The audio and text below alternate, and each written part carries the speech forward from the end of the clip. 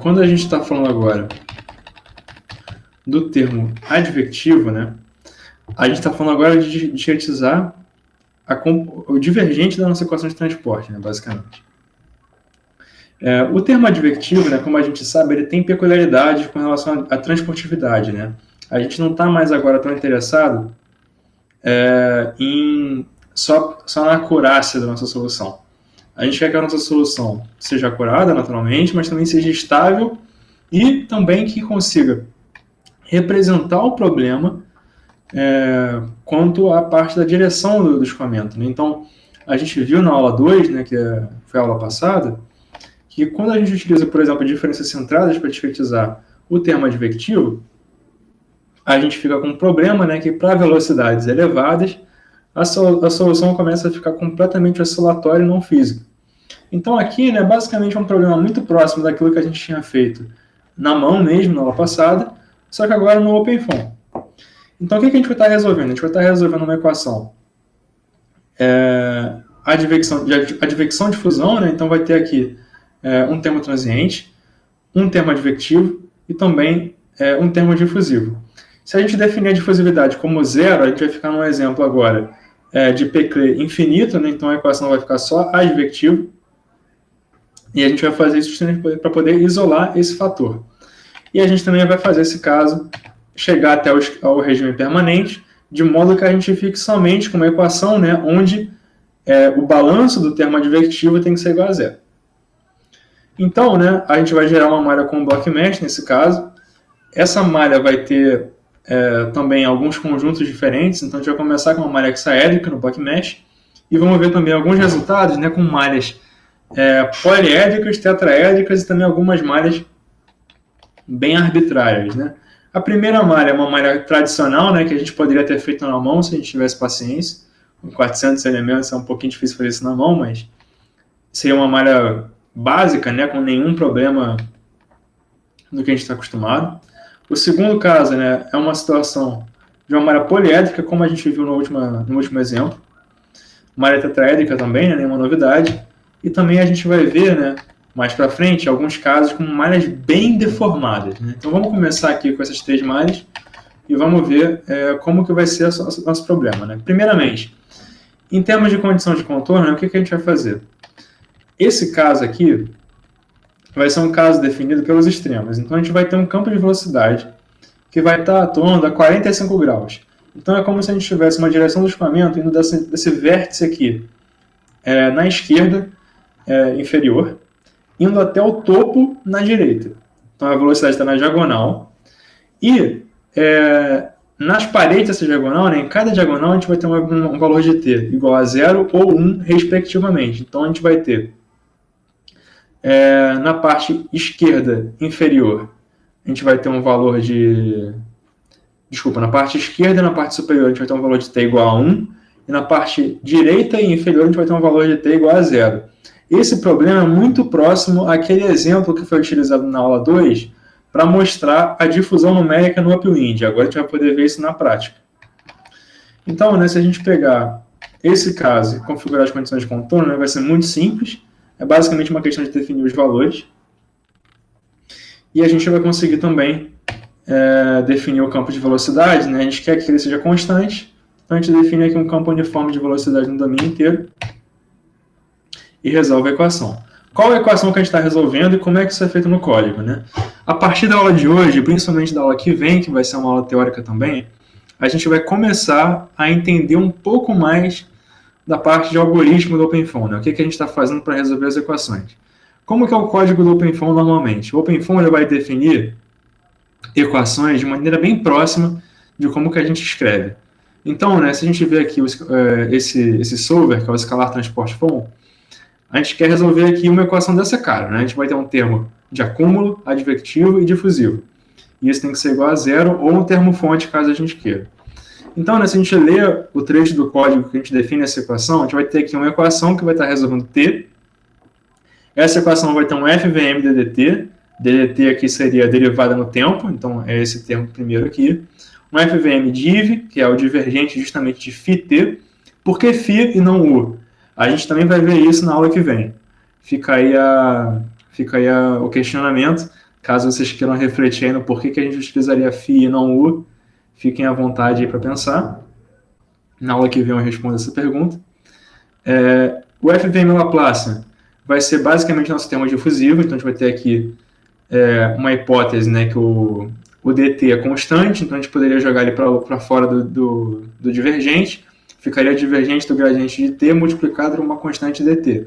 Essa função aqui assume duas entradas, uma delas é o dt e a outra é a variável t que a gente está resolvendo. E aí do lado direito da equação a gente tem o FV Options, que é uma entrada, né, que nas versões do OpenFOAM da versão 18.12, né, vai estar basicamente dizendo para a gente um termo fonte que a gente quer definir. Né? Para não deixar isso hard-coded na equação, a gente deixa isso como um dicionário, e aí você pode preencher o termo fonte que você quiser no dicionário, sem ter que mexer no solver. Então, né, isso é uma coisa muito boa do OpenFOAM, se aproxima muito na hora de programar das equações, isso é bem útil, facilita muito, e deixa bem fácil de ler, né, os códigos, principalmente mais simples do OpenFOAM, nesse quesito. FVM, né, isso aqui basicamente é uma flagzinha, né, que está dizendo para a gente que isso faz parte de uma classe de métodos de vãos finitos. Né? Existe o FVM e o FVC. O FVC é utilizado para cálculos explícitos. Então, se vocês verem, por exemplo, um cálculo explícito no tempo, por exemplo, ele vai estar utilizando sempre FVC ao invés de FVM, indicando que ele vai estar sempre utilizando valores da iteração anterior, né, já conhecidos de qualquer operador, né? Divergente, Laplacian, DDT, o que você quiser. E o FVM não, o FVM ele vai estar utilizando valores da iteração atual e vai requisitar a resolução de um sistema linear. Então, o FVM vai resultar em um sistema algébrico, FVC é um cálculo mais direto, normalmente. Já o DDT, né, como eu falei, é o termo de acúmulo, div é o termo advectivo, né, dividir o T, Laplacian é o difusivo, e FV Options, termo fonte. Bom, então o que a gente vai ter que fazer? Né? A gente vai ter que, agora, definir uma funçãozinha que é um chamado sample_dict. A gente não viu isso muito até o momento, mas o control_dict, aquele dicionário que a gente utiliza para poder configurar o passo de tempo da simulação, configurar esse tipo de entrada, era um dicionário muito versátil. No final dele, vocês vão encontrar uma entrada de um dicionário chamado de Function Objects. Que nem eu fiz aquele post-process grad_t no terminal, você pode falar para o OpenFOAM que você quer, em toda iteração, computar, por exemplo, a vorticidade. Ou você quer computar o valor das variáveis ao longo de uma linha que você estabelece. E é isso que a gente vai fazer aqui. A gente vai definir uma linha que vai ser uma linha de medida para a gente, uma linha de amostra, daí sample_dict.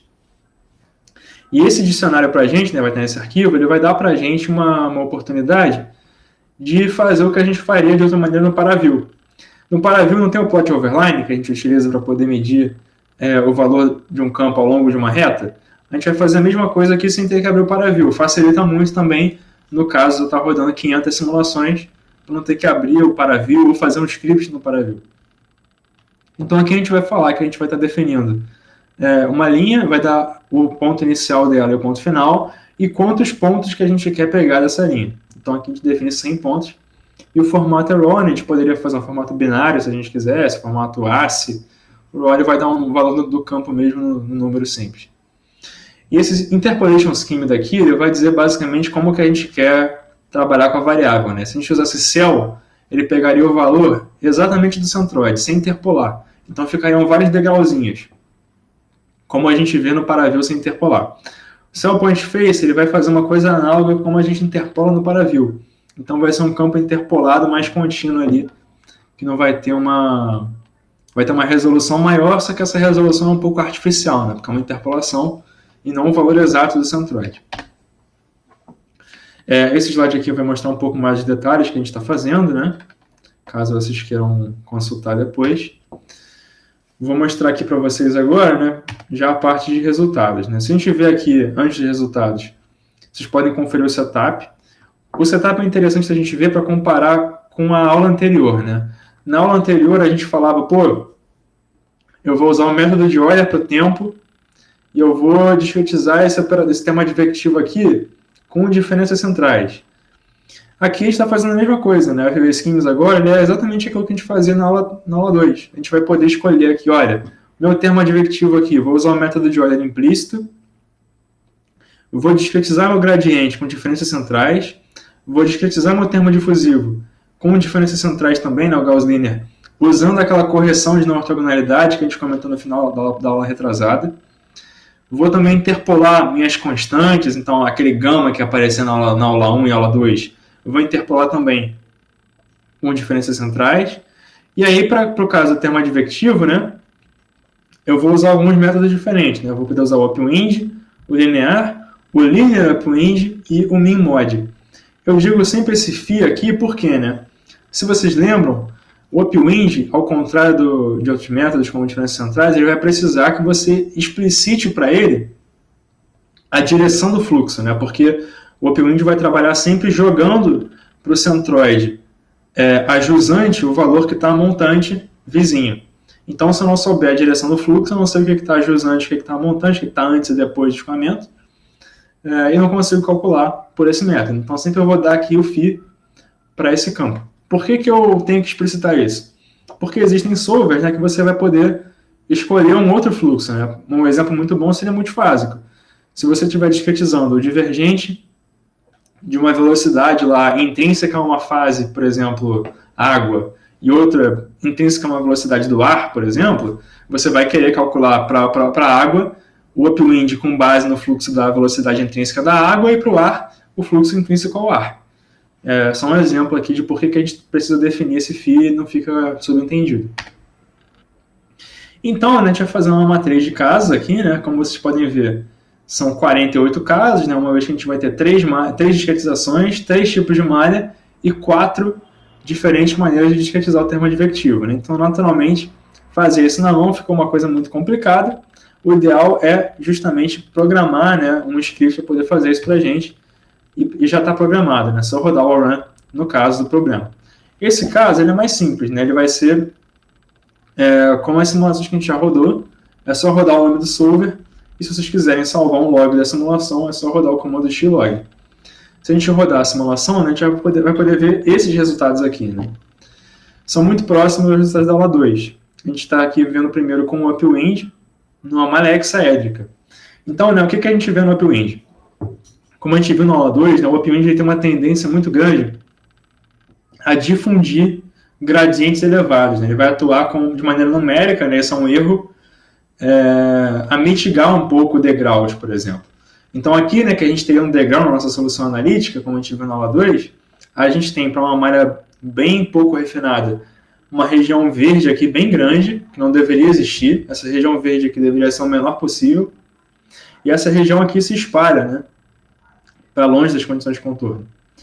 Quando a gente refina a malha, essa região de difusão numérica ela vai diminuindo, mas a gente ainda observa que ela ainda existe e não é desprezível. Né? A gente vê que ainda há uma difusão numérica, em particular longe das condições de contorno aqui, mais para o topo. O que é péssimo. Né? Se a gente agora vê na malha tetraédrica, né, não se enganem, a malha tetraédrica ainda vai ter muita difusão numérica, ela parece ser um pouco menor, por quê? Porque, em geral, apesar de no contorno ter a mesma quantidade de faces, as malhas tetraédricas acabam sendo um pouco menores. Então, vocês vão ter um pouco mais de elementos no meio, por mais que nas faces a gente tenha a mesma quantidade de células ali. A gente pode ver isso até no caso de antes. Né? Na malha ortogonal, uma malha 20 por 20 tinha 400 elementos. A malha tetraédrica tinha 1000. Então, a gente vê, né, que, por mais que a discretização seja análoga nas superfícies, a gente vai ter uma discretização diferente no interior. Por isso que ficou menor. E na poliédrica, né, a gente vai ver também que a difusão numérica vai persistir. Agora, né, e se eu rodar com um método Gauss-Linear? Né? Se eu rodar com Gauss-Linear, aí eu tenho uma peculiaridade. A gente tem que prestar atenção agora no número de Peclet. Então, né, vamos fazer aqui uma coisa um pouco diferente. Vamos agora avaliar o resultado desse tema advectivo aqui com o número, e ver qual o número de Peclet que a gente está utilizando. Vou abrir aqui meu terminal. A gente vai poder avaliar isso. Espera aí. Só compartilhar minha tela. Trocar aqui a apresentação. Beleza.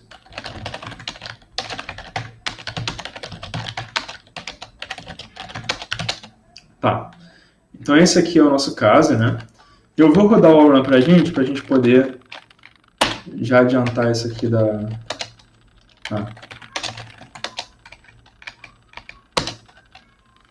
das simulações. A gente vê que as simulações elas não demoram muito tempo para rodar, né? Mas a gente vê que já demora bastante mais do que o caso anterior, né?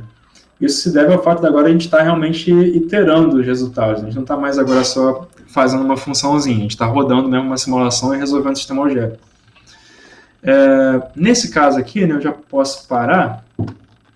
Vou esperar rodar um linear aqui.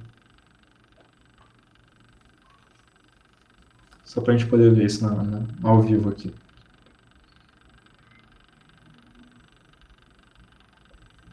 A gente vê que as malhas mais refinadas demoram muito mais que as malhas mais brutas, né? Isso é natural.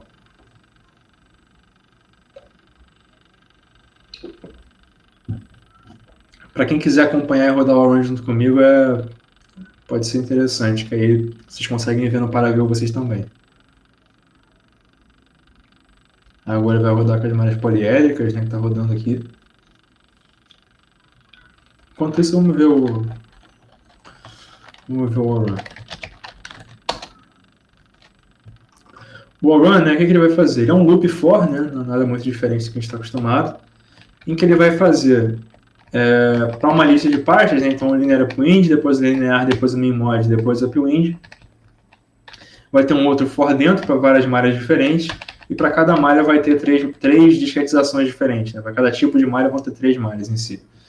E aí ele vai fazer uma sequência de comandos aqui, onde ele vai poder definir o problema, e com esse caso, ele vai criar esse caso, vai entrar nele, e vai rodar uma simulação com o esquema numérico associado, né?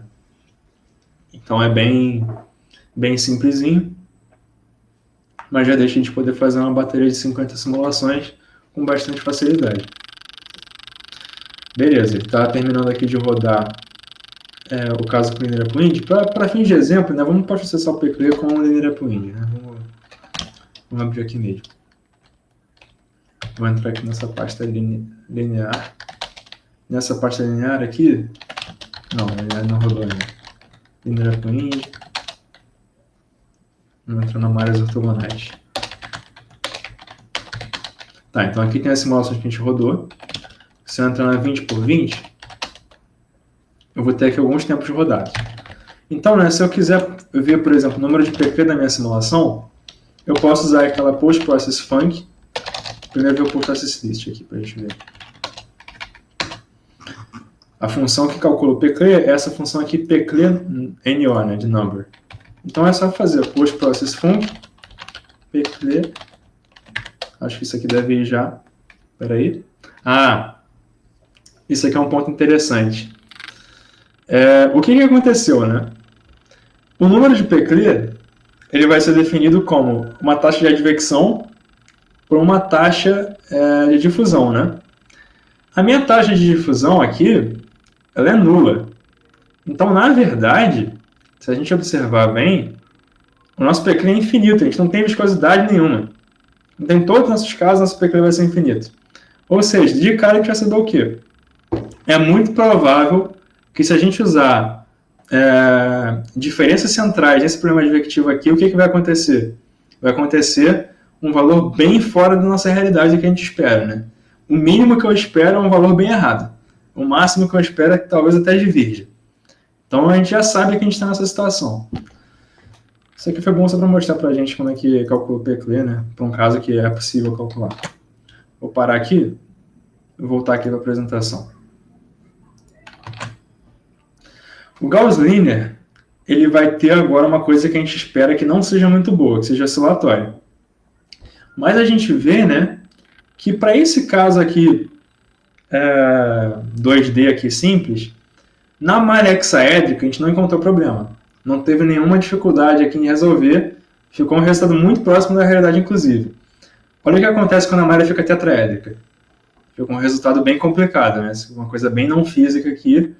E uma coisa que é interessante que começa a aparecer são oscilações aqui bem complexas, né? Elas estão oscilando aqui bem violentamente, né? Para valores bem longe de 0 e 1. bem extremas, e um padrão aqui, né, associado à direção da velocidade. Né? Vocês reparam que a velocidade está indo exatamente nessa diagonal, e as oscilações elas estão num plano perpendicular a esse. Então, esse padrão aqui de diferenças centradas é uma coisa bem interessante que está acontecendo, e a gente vê, né, que justamente essa direção era a direção do gradiente, né? O gradiente tem essa diagonal aqui contrária à linha verde, a diagonal oposta. E as oscilações estão nessa direção. Por quê? Porque diferenças centradas vai ter uma tendência a ser bem instável quando a gente está lidando com o termo advectivo. E ele vai tender, quando a gente está falando de um degrau, por exemplo, nesse degrau, quando a gente discretiza o degrau com esse esquema, a gente vai tender a amplificar oscilações em volta dele. E essas oscilações, nesse caso, estão tão amplificadas que elas ocuparam o domínio inteiro. Então, quando a gente refina a malha, a gente vê que as oscilações ficam cada vez mais intensas, né? Tanto em amplitude quanto frequência. E na malha poliédrica também. A malha poliédrica apresentou o mesmo resultado, né? Aqui na esquerda é interpolada, né? Então fica uma coisa meio difusa. E a gente tem um resultado bem estranho, né? Vocês conseguiram entender mais ou menos, vocês conseguiram relacionar com a aula passada, conseguiram entender o que está acontecendo aqui? Lembraram daquilo do Kepler, do porquê que a gente não usa diferenças centradas para o tema advectivo?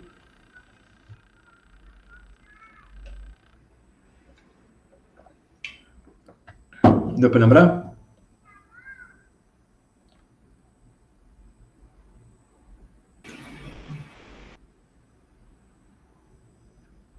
Pessoal? Tudo certo? Sim. Beleza. Tá. Pessoal, estou só passando um pouco rápido aqui, porque as simulações de hoje são um pouco repetitivas, tá? Então, se eu rodar sempre, vai ficar bem maçante aqui e também não vai dar para chegar a todo o conteúdo. Mas sempre que vocês tiverem alguma dúvida ou queiram me parar, me avisa que eu paro, faço no terminal e aí a gente consegue fazer bem passo a passo aqui. É só para não ficar realmente muito repetitivo, tá? Beleza. Alguém está com o microfone aberto. Não sei. Não sei. Enfim. Tá. Agora, né, a gente vai trocar o método de discretização. Saímos do upwind, saímos do linear. E agora a gente vai para o linear upwind, né? Só lembrando, o linear upwind é um método de segunda ordem que leva em consideração a transportividade. Ele não é um TVD, né, como a gente viu. Por não ser um TVD, ele vai ter algumas instabilidadezinhas perto do degrau, mas isso é algo que não vai ser tão catastrófico como no linear. E a gente consegue resultados muito bons na malha hexaédrica com ele. Repara, né, que eles são um pouquinho difusos, né? Tem uma pequena difusão numérica que a gente pode observar muito bem na malha maior. Mas se comparado ao upwind, é uma difusão numérica muito menor. Mas na malha tetraédrica, na malha poliédrica, né, a gente vê aqui que o resultado fica um resultado muito bom. Não existe nenhuma instabilidade ali de oscilações que estão acontecendo completamente não físicas. E fica um resultado bem adequado. E para a malha poliédrica, a gente tem a mesma coisa, consegue um resultado muito bom com o linear upwind. Qual que é a conclusão, né?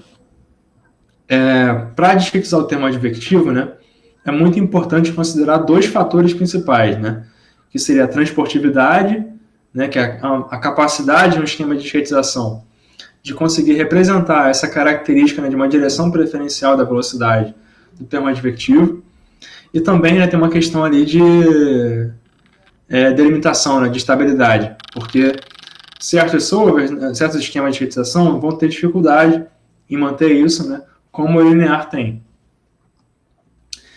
Já por fim, a gente vai ver um TVD, que é um min-mod. O min-mod ele é um TVD, se vocês lembrarem, é o TVD mais estável, né? Então é como se ele fosse o upwind dos TVDs. Ele vai ser o mais estável, o menos acurado e vai ter um pouquinho de difusão numérica. Em comparação, né, outro TVD como o Super-B, né, que é o outro extremo, ele vai ser o mais acurado e o menos estável. A gente vê que o min-mod, né, ele tem resultados muito próximos aqui do linear upwind. Ele vai ter uma pequena difusão numérica, mas ele vai ter uma vantagem, né, que vai ser menos oscilatório para o linear upwind, né? Então, se a gente vê isso aqui no gráfico, o que a gente vai observar, né? Primeiro de tudo no upwind. O upwind com malhas diferentes, né? A gente vê que isso aqui deveria ser um degrau, deveria ser uma linha na vertical. a gente vê aqui que o upwind tem uma tendência a mitigar esse degrau. Se a gente olhar para o linear, agora o resultado fica completamente não físico, né? Completamente oscilatório, tudo errado. A gente vê até que tem valor negativo aqui, valor muito maior do que 1. A gente vê que tem um gráfico aqui que não está nem cabendo na foto, de tão grande que está a diferença. Então, assim, é uma coisa que não deveria nunca ser utilizada para o tema advectivo, principalmente no caso de pequeno infinito, que é o nosso. E reparem, né, que a foto não mostrava, né? Mas mesmo naquele caso que pareceu estar bom, a gente vê aqui que tem oscilações, né? Essas oscilações são um pouco menores. Mas a gente vê aqui que tem um valor maior do que 1 nesse caso de antes, tem um valor aqui oscilando em volta desse degrau, e o degrau também está muito difuso, reparem nisso, né? Ele fica um degrau bem forte. Já o caso do Linear Upwind, né, vai mostrar muito bem a diferença de um TVD para um não TVD. Olha que interessante, né? Ambos são de segunda ordem, apesar do MinMod ser um pouco menos acurado. O Linear Upwind ele tem uma característica clássica, né, que métodos de segunda ordem costumam ter ao discretizar um degrau. Ele vai fazer um comportamento aqui, né, que perto do degrau ele vai dar uma oscilada. Vocês veem aqui que ele fica negativo aqui embaixo e fica um pouco acima de 1 em cima. E independente do tamanho da nossa malha, a gente pode refinar isso quanto a gente quiser, e isso nunca vai sumir. Em outros fenômenos que a gente vê, né, por exemplo, quando a gente quer modelar uma onda para análise de Fourier, né, isso também acontece, tem coisas muito parecidas com isso em outras áreas da matemática e da física. É muito próximo de uma coisa chamada fenômeno de Gibbs, que vocês podem procurar, mas é um comportamento muito característico de solvers de segunda ordem, querendo discretizar degrau, e sempre vai acontecer, quando não é TVD. Já o TVD não. O MinMod, né, o que ele está fazendo? Ele tem, reparem, né, ele tem uma certa difusão, né, não é um degrau vertical, mas ele não está oscilando. Ele não está tendo uma oscilação perto do degrau. Repara que esse é o objetivo do TVD. O TVD ele foi criado, os TVDs foram criados para mitigar esse tipo de oscilação, essa variação total, né? Daí o nome TVD, Total Variation Diminishing. Então o MinMod, por ser um TVD, né, da maneira que ele é construído, ele acaba sendo menos oscilatório que o Linear Upwind padrão. Isso é uma coisa bem interessante, eu sempre recomendo utilizar TVD. O MinMod é o mais estável dos TVDs, né? Mas você pode usar um TVD mais acurado, como por exemplo o Van Leer ou o SuperB, caso o problema permita. Beleza, pessoal? Conseguiram entender essa diferença aqui? Isso é bem importante. Sim. Agora repare, né? O Linear Upwind não é ruim. Não tem nenhum problema de usar o Linear Upwind. É só saber os erros que você está causando no seu problema por escolher determinados métodos, né? A ideia é parar de configurar uma simulação numérica usando, por exemplo, por que você usou tal esquema de discretização no tema advectivo? Porque é o padrão. Não tem isso. A ideia é você ganhar uma consciência aqui de como escolher um melhor esquema de discretização para o seu problema e ter uma boa simulação por consequência. Beleza, então. Para uma mesma malha, né, a gente pode fazer uma outra comparação também, né? A gente vai ver que de todos os esquemas, aqui em amarelo bem claro a gente está com linear, talvez seja um pouco difícil de ver na foto. Em verde a gente tem linear upwind, vermelho MinMod e em azul upwind, né? Então, da esquerda para a direita a gente vê que o linear é o que menos vai ter difusão numérica, seguido pelo linear upwind e depois seguido pelo MinMod. E aí o mais difuso é o upwind, a gente vê isso com uma grande diferença. Depois, se a gente comparar o tanto linear como o linear upwind, né, que são segunda ordem e não são TVDs, eles têm uma leve oscilação aqui perto do degrau, que o MinMod e o upwind não tem. A diferença é que o upwind é de primeira ordem e o MinMod é de ordem maior. Numa malha tetraédrica, a gente não vai ter mais a linear aqui, porque o linear teve um resultado completamente não físico. A gente consegue observar, né, que essa tendência se mantém. Mas repara que a diferença de difusão numérica do linear upwind para o MinMod não é tão grande assim. Quando a gente refina a malha, né, a difusão numérica diminui. Mas mesmo assim, né, se a gente observar, a única região em que há mais difusão numérica, praticamente, é justamente a região que onde ele oscila. O mínimo-mode não oscila, tem um pouquinho mais de difusão, mas é o preço a se pagar, por assim dizer. E para uma malha poliédrica, a gente consegue ver um pouquinho maior aqui também, a mesma tendência. Né? Isso é uma coisa que vai se repetir em todo tipo de problema, unidimensional, bidimensional, tridimensional, arbitrariamente complexo, quanto você queira, essa tendência aqui vai se repetir.